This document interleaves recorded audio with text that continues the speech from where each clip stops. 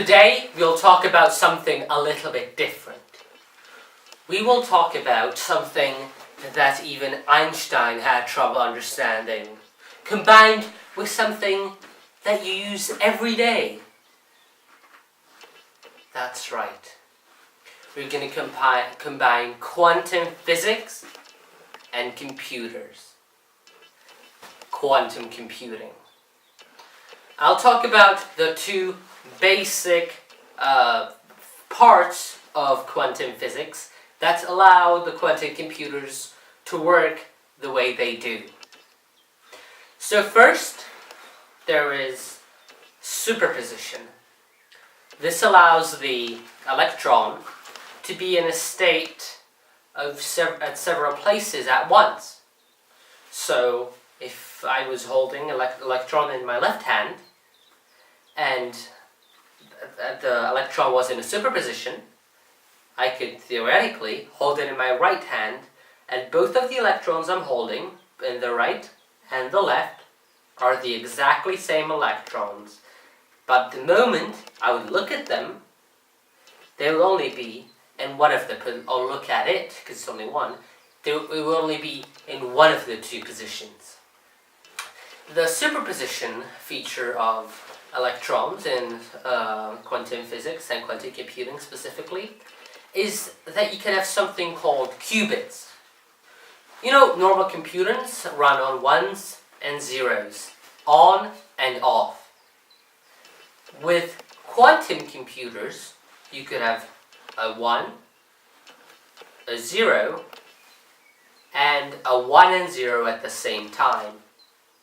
What this enables you to do, it has infinitely greater capacities, and for the computer to, with a combination of certain other features quantum computers would have even logically thinking and learning intelligences, something that's called a high-level AI, or a high-level artificial intelligence.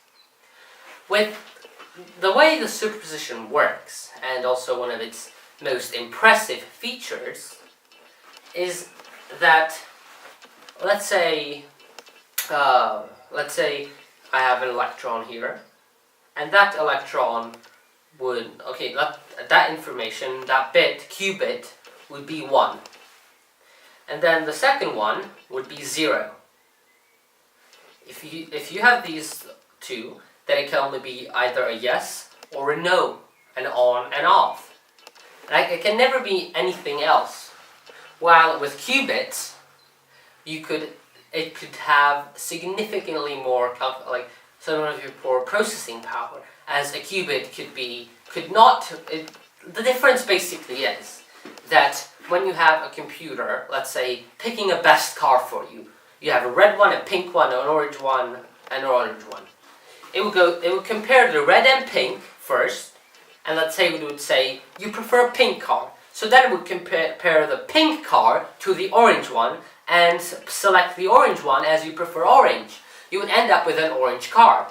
This is done in 2 steps. While a qubit, what it could do is compare all of them at the same time, just like we do. So it would look at the selection, red, pink, and orange, and out of those it would look through them and pick orange without going through steps like the normal computer would, and now instead of taking 2 steps, taking 1.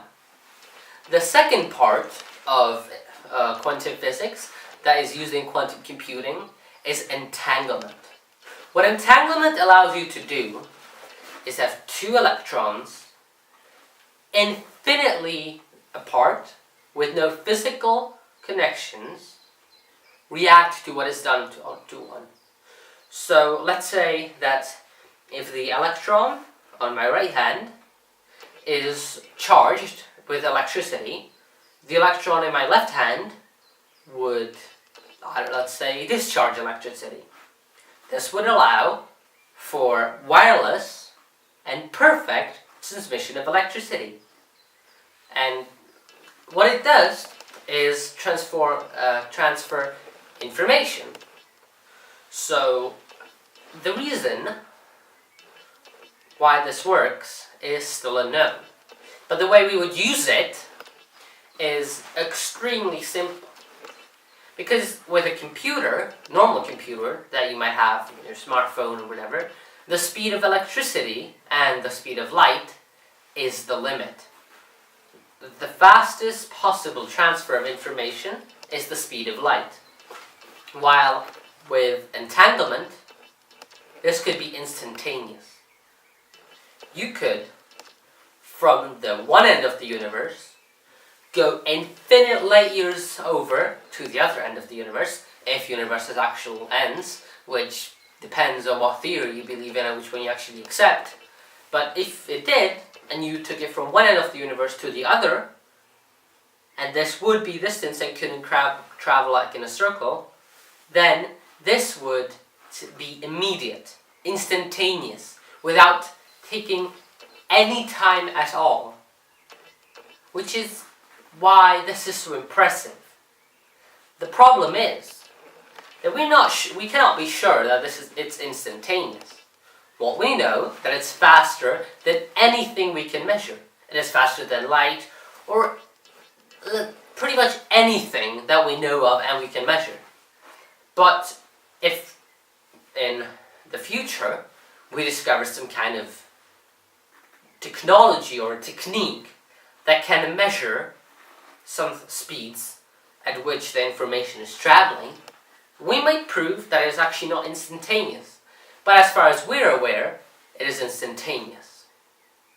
So to summarize what I've just talked about, I've mentioned superposition and entanglement. Superposition is when a single electron can be at several places at once, even reacting to itself.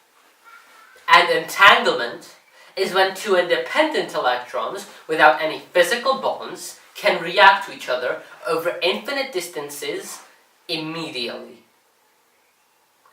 Thank you for paying attention and watching. Have a beautiful day.